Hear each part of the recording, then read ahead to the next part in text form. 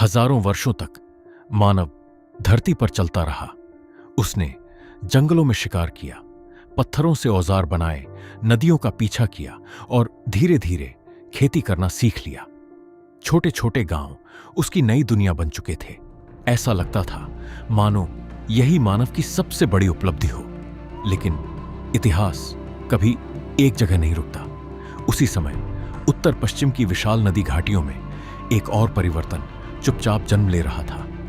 एक ऐसी दुनिया जहां मानव ने पहली बार केवल घर नहीं बनाए, उसने पूरे शहर बसाए। ऐसे शहर जहां पर सड़कें पहले से तय थी, जहां हर ईंट मानो एक ही सांचे में ढली हो, जहां घरों के भीतर स्नान घर थे, जहां धरती के नीचे पानी बहाने की व्यवस्था थी, जहां विशाल अन्नागार भविष्य की तैयारी का प्रमाण थे, और जहां मानव ने पहली बार एक ऐसी अर्बन सिविलाइजेशन बनाई जो अपने समय से सदियों आगे थी। लेकिन जितनी अद्भुत ये सिविलाइजेशन थी, उतनी ही रहस्यमयी भी। इन लोगों की भाषा आज भी हम नहीं पढ़ पाए हैं, इनके शासक आज भी अज्ञात हैं, और इतनी महान सभ्यता एक दिन इतिहास के पन्नों से गायब हो गई। लेकिन उसकी कहानी आज भी धरती के नीचे सांस ले रही है। आज हम उसी कहानी की शुरुआत करेंगे। नियोलिथिक एज के अंत तक मानव खेती करना सीख चुका था, गांव बस चुके थे और जीवन पहले से कहीं अधिक स्थिर दिखाई देने लगा था। इसके बाद भारतीय उपमहाद्वीप के अलग अलग भागों में नई चैल्कोलिथिक कल्चर्स विकसित होने लगी। लेकिन इसी समय उत्तर पश्चिम की धरती पर कुछ ऐसा जन्म ले रहा था जो अब तक देखी गई हर फार्मिंग कम्युनिटी से कहीं अधिक विकसित था। आज हम उसे हड़प्पा सिविलाइजेशन या इंडस वैली सिविलाइजेशन के नाम से जानते हैं। यह सिविलाइजेशन भारतीय उपमहाद्वीप के उत्तर पश्चिमी भाग में विकसित हुई और अपने समय की सबसे विकसित अर्बन सिविलाइजेशंस में से एक बन गई। लेकिन हजारों वर्षों तक इस महान सिविलाइजेशन के बारे में किसी को कुछ भी पता नहीं था। इसके शहर धरती की परतों के नीचे शांत पड़े रहे, मानो वे मीन किसी ऐसे दिन का इंतजार कर रहे हों जब मानव उन्हें फिर से खोज पाए।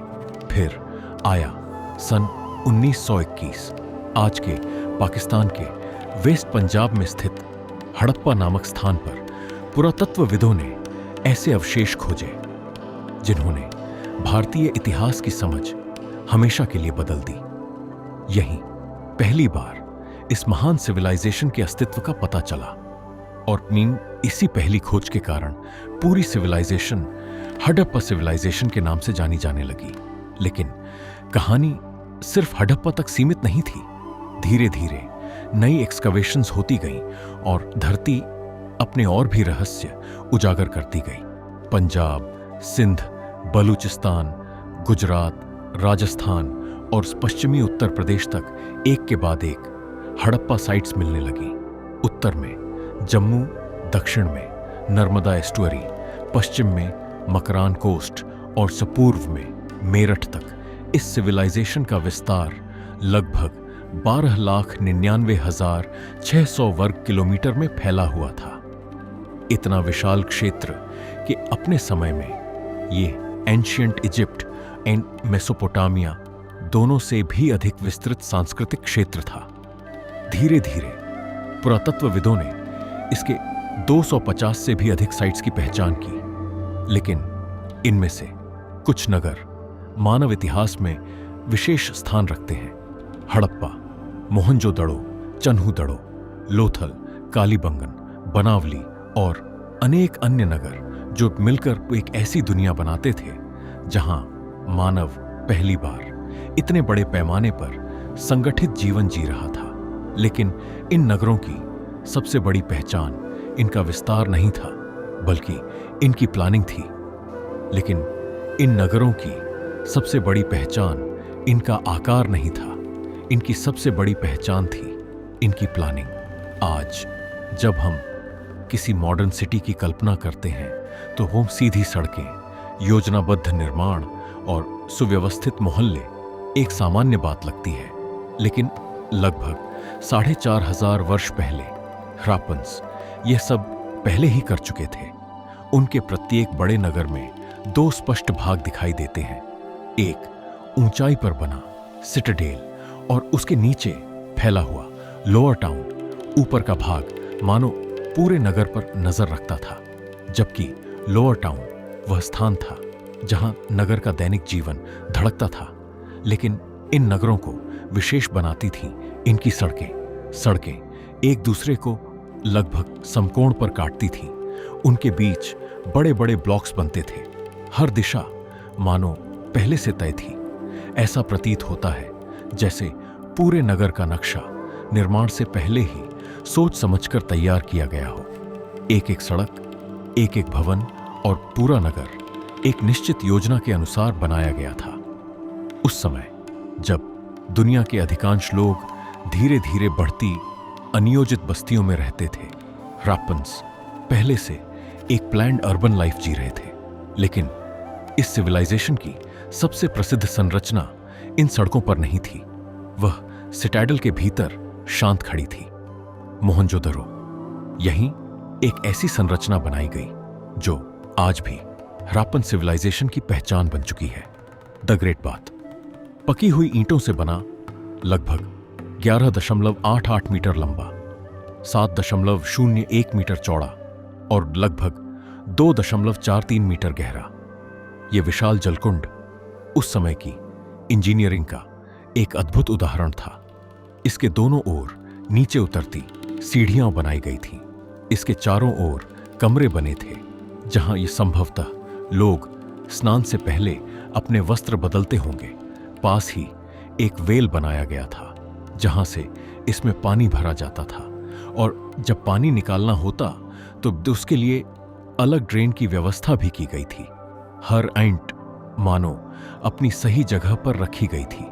इतनी सावधानी, इतनी योजना, इतनी सटीक इंजीनियरिंग सिर्फ एक पब्लिक स्ट्रक्चर के लिए। इतिहासकारों का मानना है कि सुसंभवतः इसका उपयोग रिचुअल बाथिंग के लिए किया जाता था। लेकिन ग्रेट बाथ इस महान सिविलाइजेशन का एकमात्र आश्चर्य नहीं था। इन नगरों में विशाल ग्रैनरीज भी बनाए गए। मोहनजोदड़ो में एक बड़ा ग्रैनरी मिला।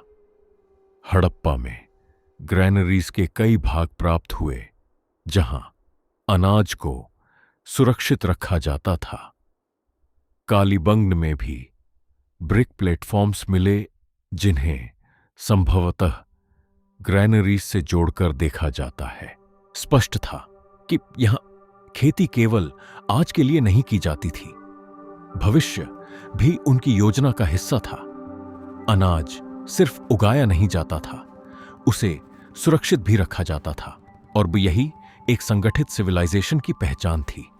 लेकिन यदि कोई एक व्यवस्था हराप्पन्स को अपने समय से सबसे आगे ले जाती है तो वह अभी हमारे सामने आने वाली थी। लेकिन हराप्पन्स की सबसे बड़ी उपलब्धि केवल ऊंची दीवारें नहीं थी, विशाल ग्रेनरीज भी नहीं। उनकी सबसे बड़ी उपलब्धि धरती के नीचे छिपी थी। आज जब किसी शहर की पहचान उसकी साफ सफाई से की जाती है तो यह जानकर आश्चर्य होता है कि लगभग 4,500 वर्ष पहले हराप्पन्स इस सोच को पहले ही अपना चुके थे। लगभग हर घर में बाथरूम बनाया गया था। कई घरों में अपने निजी वेल्स भी थे, और घरों से निकलने वाला पानी यूं ही सड़कों पर नहीं बहता था। उसे सावधानी से बनाई गई ड्रेन्स तक पहुंचाया जाता था। इन ड्रेन्स को ब्रिक्स और स्टोन स्लैब्स से ढका जाता था ताकि लोग उनके ऊपर सामान्य रूप से चल सके। कुछ स्थानों पर मैनहोल्स भी बनाए गए थे ताकि समय समय पर इनकी सफाई की जा सके। मोहनजोदड़ो हो या बनावली, हर जगह एक जैसी सोच दिखाई देती है।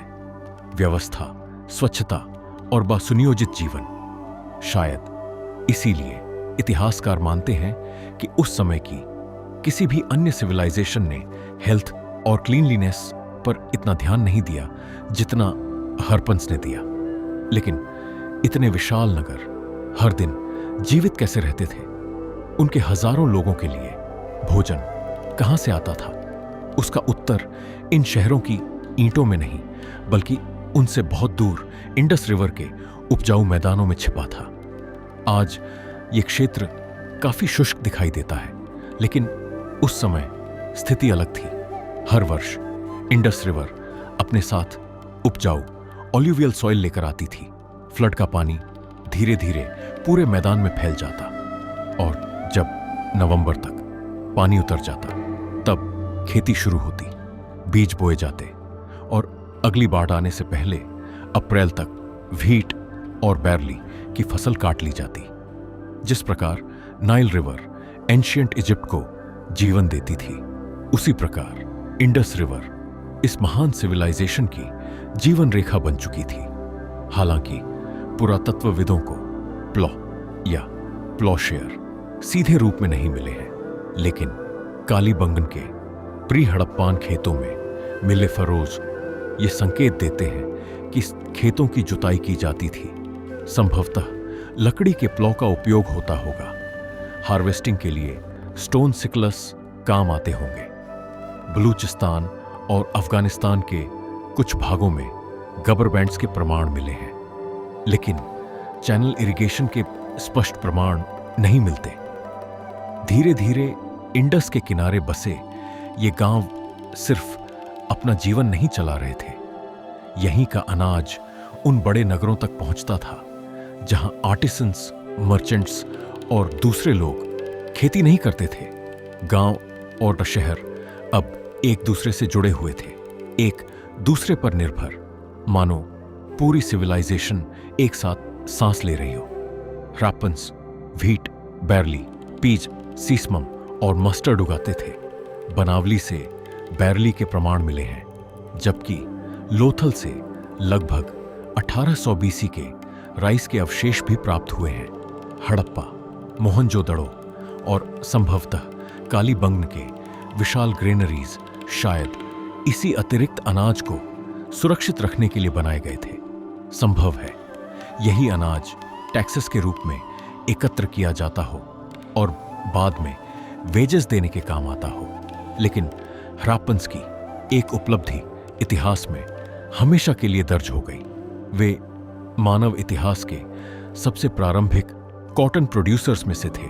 बाद में ग्रीक्स इसी कॉटन को सिंडोन के नाम से जानने लगे, एक ऐसा नाम जिसकी जड़ें सिंध की धरती से जुड़ी थीं।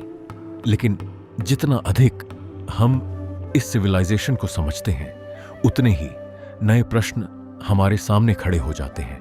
इतने व्यवस्थित शहर, इतनी विकसित इंजीनियरिंग, इतनी सुनियोजित खेती, इतना विशाल संगठन, आखिर इन सब के पीछे कैसे लोग थे?